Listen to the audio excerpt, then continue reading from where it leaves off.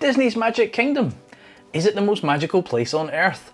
Let's go through every attraction and find out which ones have that Disney magic and which ones should be wished away. I'm going to start with an attraction that is one of the newest ones in the park, and unfortunately I've not experienced it, and that is Tiana's Bayou Adventure, which was formerly known as Splash Mountain. Now, I did experience it as Splash Mountain and I did enjoy the attraction, so I would assume that I'm going to enjoy Tiana.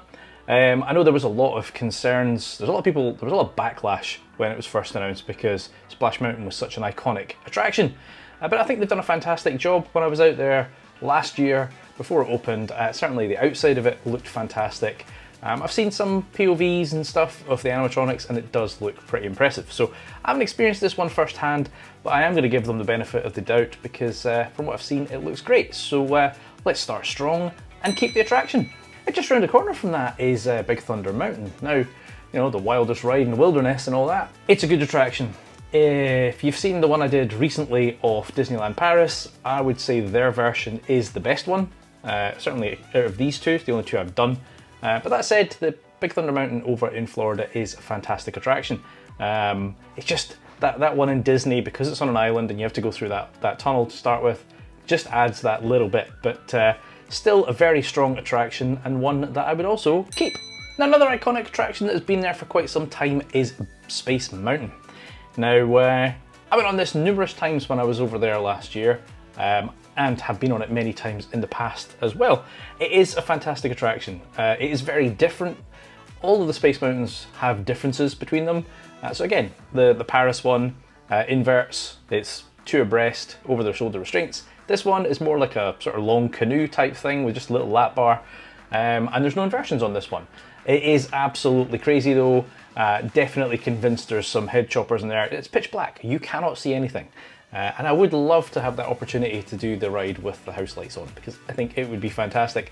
I've seen clips of it, so I've got an idea of just how much of a kind of spaghetti track it is.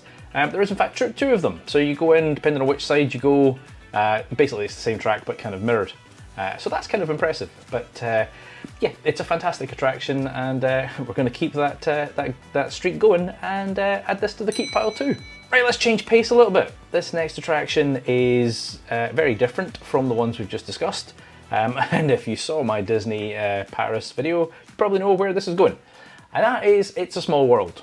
Now, when I was there last year, my partner had never been on this, and I was kind of surprised. There's quite a few attractions that she'd never been on, because her sister seems to just do all the big stuff and leave. But It's a Small World. It's again, quite a lot of the attractions in this park could be classed as iconic, right? And this is one of them. It has that truly irritating soundtrack, which I've got stuck in my head already just thinking about it. Listen, it's a great concept. You know, you're going through this boat ride. It's a very long boat ride. I want to say it's like 8-9 minutes long, maybe even more. And you're going through various countries and stuff. It's always great when you see your own country represented, so that is fantastic. However, it is very annoying, and it's not an attraction that I would frequent. So I'm sure somebody's going to come at me in the comments, but let's scrap it. And the next one is a little kids attraction, or kids coaster at least, and I'm pretty sure this one is Goofy themed if I remember correctly, and that is the Barnstormer. Now, obviously not a thrilling attraction in any shape or form. Let me know if I'm wrong on this one, because I went on this last year, once, twice, can't remember, but I went on it a couple of times. I got POV and all that kind of good stuff, but I was on it many years ago. 2008 kind of time frame, I want to say, and I thought it was a 2-lap special. It definitely isn't now because it's got multiple trains on it, so you can't do a 2-lap special because you'd crash into each other. But listen, again, it's not aimed at me in any shape or form, and as I've said in other videos, I'm always reluctant to scrap a coaster. So it's not for me, and I'm not going to scrap it. I'm going to chuck this one in the take or leave it pile. And the next one is one of their headline attractions, right? It's one of the newest ones, possibly, no, there's Tiana's Bayou, we've already mentioned that. The second newest one is TRON Lightcycle Run. Now, the first time I went with my kids, 2022? This was under construction, wasn't quite ready.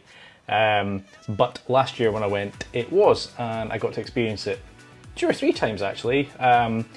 Partly through that stupid lightning lane thing where you have to go into a virtual queue, but also the paid version. I always hate, that's one thing that frustrates me about Disney when they do this. They did it with Guardians as well, and I think they finally got rid of that. But it's like, and I sort of understand it, the virtual queue thing, but it's really frustrating because, you know, if you're in the park very, very infrequently, like myself, right? Traveled all the way from the UK over to America, probably not going to be back anytime soon, and then you don't get on that ride because it's basically a lottery to get on it. It's kind of frustrating, right? Now, I'm not saying they should prioritize people who are on holiday, but do you know what I mean? It's like they don't give you the option to go, I'm willing to stand in this queue for 3 hours, I don't care, I just want to get on it. So that's a frustration. In any case, I did get on this a couple of times. Now, the ride itself is fantastic. It's crazy to think that this is kind of like a glorified version of the Vekoma booster bike. I mean, I was just on Velocity at Floingaland recently, night and day, right? But it's kind of like the big brother of it. Amazing theming and all that kind of stuff, as you'd expect. So the launch is fantastic, nice and punchy little launch, great, that outdoor bit's fantastic, and then it's kind of meandering inside. It's kind of probably missing a little bit. It's just, there's something that it could do with. So the ride itself, basically great.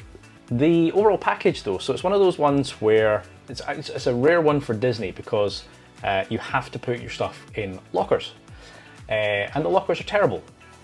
So I got my stuff stuck in that locker because, I'm going off on a tangent here. Universal, when they do it, when your locker unlocks, it pings open, right? Stays open, and then you have to slam it shut. Disney's tries to spring shut. So, you know, you unlock it and you open it and get your stuff. Well, if you let go, it springs shut, and I did. And I didn't get everything out in time. So the lockers are horrific. And also, I was using my Apple Watch as my Magic Band. It doesn't work with an Apple Watch or your phone. It has to be a Magic Band or a ticket, I think. Basically, it doesn't work if you're using these, which is kind of annoying. And especially for something brand new, like these existed before the ride went in, so why did you not support the technology? Anyway, I'm rambling. The ride itself is fantastic, and despite the frustrations with the infrastructure of it, I would keep the attraction itself. And the next attraction is one that's kind of a bit of a dying breed these days. I said this in other videos as well, and that is their Tomorrowland Speedway. Now, basically, it is the cars that you drive. I use that term loosely. You do control the acceleration for sure. I'm not entirely sure how much control you have over the steering because it never does what you tell it, and you end up just being guided by the center rail. But this one's kind of weird because, I mean, you're probably not surprised, it's America. It's still petrol-based, or gas for them, which seems a little odd. I know the Disney one still is as well, sorry, Paris one, but obviously a lot of these have been electrified now, and I think there's some rumblings that this will be. Not sure what that'll do to the experience. I mean, I've been on electric ones before, 6 1/2 right? It's still a simulated driving experience. It's not like you've got full control over the vehicle. So yeah, it's an interesting one. My daughter loved it. She lapped the thing. We went off and did other things and just left her there. She just kept going round it and round it. But for me, I kind of like it for what it is, and it's great for the younger audience, but it isn't for me, so I'm going to put this one in the take it or leave it pile. Right, this one might seem a little odd because, again, if you saw my Disneyland Paris video, they have a similar attraction here, and that is Peter Pan's Flight. That was quite complimentary of the one in Paris because I have good memory of that particular attraction and the detail and all that kind of stuff. Now, I would imagine that the American version is much the same, but I don't have any strong memories of this one. Like, I can't clearly remember, you know, all the scenes and all that kind of stuff, and I've definitely done it. So it obviously didn't leave the same impression that the Paris version did, which is probably, you're probably going to come at me and say they're exactly the same. In any case, it didn't. So I'm going to put this one in take it or leave it. Right, another ride that falls into that frustrating bracket is the Seven Dwarfs Mine Train. Now, I say that it does have the standby line, so you can stand in that queue. And I suspect now that Guardians has gone to a standby, it's probably the same. It always had a massive queue. Right, there's some attractions in Magic Kingdom that are okay to wait in, or I used Lightning Lane or Genie Plus, whatever it was called at the time. It keeps changing its name, and I got on everything. But This had a huge queue, so I ended up paying for it, and the problem with that is I then got a shot in the dark, which was great, but I wanted to get a POV and that just didn't work. So nonetheless, the attraction itself is fantastic. That combination of sort of dark ride and coaster and the sort of swinging cars and stuff, it's really good fun. So you know, if you're there, it's a must do. It can be expensive to pay to skip the queue. I say skip the queue because you're getting told to come back at a specific time, but in any case, if you are prepared to stand in a long queue, you'll get on this and you'll not regret it. So I am going to keep it. If you think Magic Kingdom is the best Disney park in Florida, hit that like button. And if you're enjoying this video, hit that subscribe button too. Right, another attraction that you will not regret if you go on it, and that is their Haunted Mansion. Now, it's kind of a staple of Disney these days. It's that Omnimover system.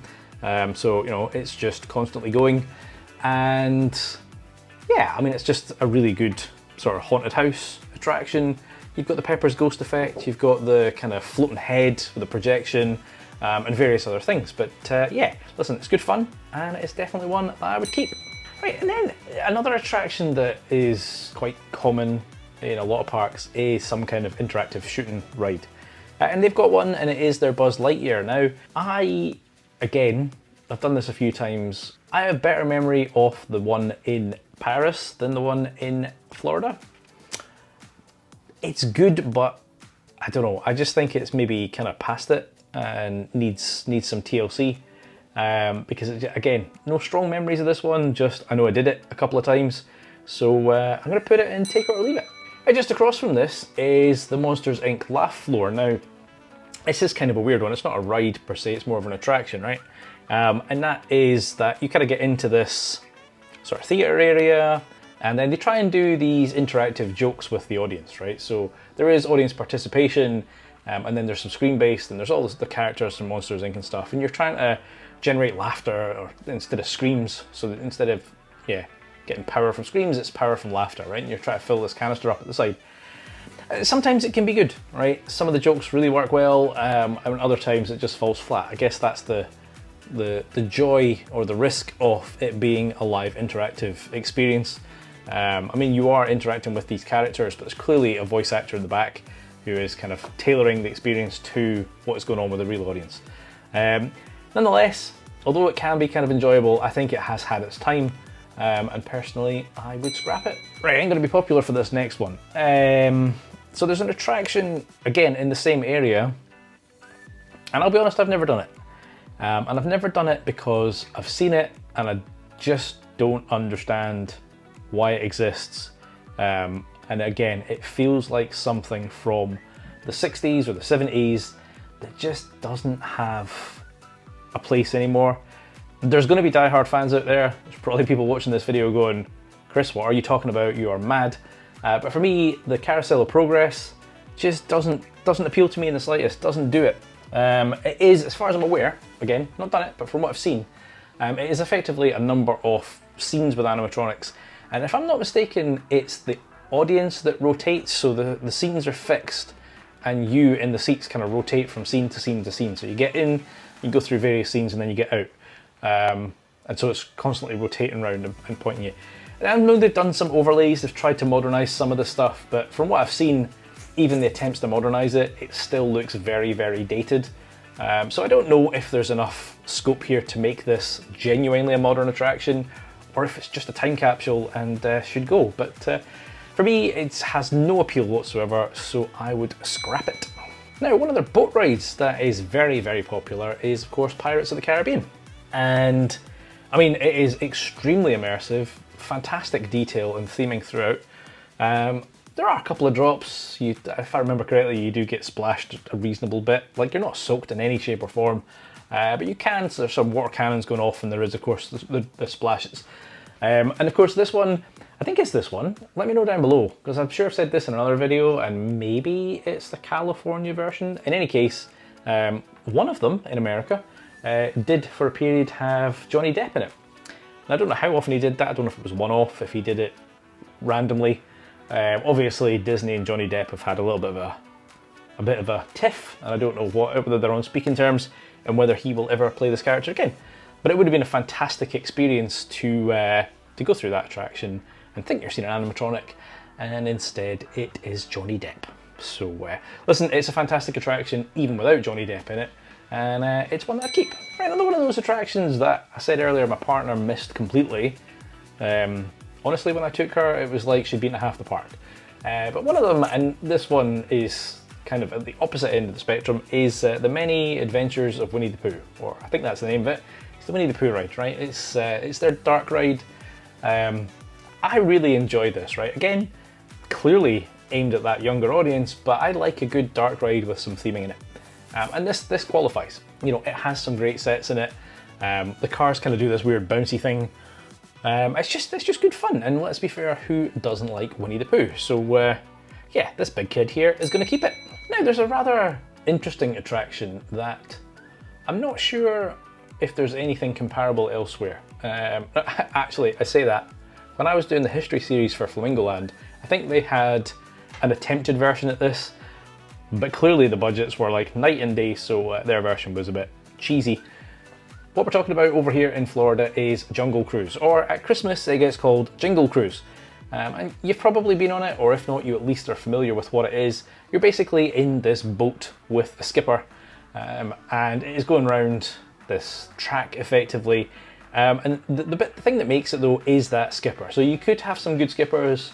I don't think I've ever had a bad skipper, but basically they're trying to tell the tale of what's going on, and they're trying to throw in their own jokes and stuff and their own personality. Last time I did it, we had a great skipper. I think her name was Emily. Fantastic, she did a really good job. And of course the thing with that is, you know, it's live, it's real time. So the ride kind of backed up at the end. She had to fill for an extra 5 minutes, and she did a fantastic job. So I think the attraction itself is really, really good. And it is definitely another one I'm going to keep. Right, this might change as I get older, but certainly for now, an attraction that I still enjoy is the Mad Tea Party. It's basically a set of teacups, quite a large set of teacups, and if memory serves me right, you can get some speed on those and certainly fling yourself around. And that's where, right now, that sort of thing doesn't bother me. I do wonder as I get older whether I'll still be able to do as much spinning. But for now, I do enjoy this one, and I'm going to add it to the keep list. Another attraction that the park has is their People Mover. Now, it's the Tomorrowland Transit Authority People Mover, to use its full name. But you probably know what this one is. It's basically you kind of go up the ramp to this loading station, and you get in this vehicle, and it pretty much goes around a decent chunk of Tomorrowland. It goes through Space Mountain, it goes through a few other things. There's indoor, there's outdoors, there's loads to see. I've got a POV of this one up on the channel as well, and I went on it at night when the fireworks were on, which is fantastic because you can just see the fireworks as you're whizzing past, and then you go inside and you see Space Mountain. Again, it's a nice chilled out attraction. It's reasonably long. I can't remember how long it is, but I want to say it's a good 5-6 minutes long. Could be longer, I'm not sure, but it certainly is a nice relaxing ride, right? So if you're in a hurry, not great. If you want intensity, also not great. But if you want to just chill out and see inside some of the attractions and see some cool stuff, then it is definitely one to do. So I'm going to keep this one as well. There's another Omnimover attraction, and it's their Little Mermaids one. Now it's what, Under the Sea Journey of the Little Mermaid. They do have some really long names for rides in Disney. I don't quite get it, because every single time I have to read the thing because I forget it. But as I say, it's another Omnimover. Now, I think there's a couple of differences with this one, because if I remember correctly, you're basically facing the wall at all times. Like, if you go on Haunted Mansion, it rotates to point you in different directions, right? And as you go up and down hills and stuff. This one, I mean, there is a rotation, but I'm pretty sure you're always staring at the wall. Like, you're never looking at the car in front of you or behind you. You never go look at the other side. Could be wrong, but I'm pretty sure that's how it works. And listen, it's okay. It's got, you know, it's not Disney's finest animatronics by any stretch of the imagination. There's a little bit in there where, I think I said this at the time when I was over there, it looks like 3 Daffy Ducks playing turtles as drums. So, you know, interesting little details. Obviously not aimed at me. I just don't think it is their finest work. So, but it's not that bad. I'm going to put this one in Take It or Leave It. So no surprises there then, that the majority of the rides in this park I would keep. Now, barely scratched the surface. There are of course meet and greets and various other attractions inside the Magic Kingdom. But, you know, it's Disney, they do a good job. So I'd love to know your thoughts on this. I'm sure there's some things you agree with and some that you disagree with. So let me know in the comments down below. If you've enjoyed it, hit the like button and please do subscribe. If you want to see more like this, I got a whole playlist full of park reviews up here. You need to click it. Yeah, you still need to click it.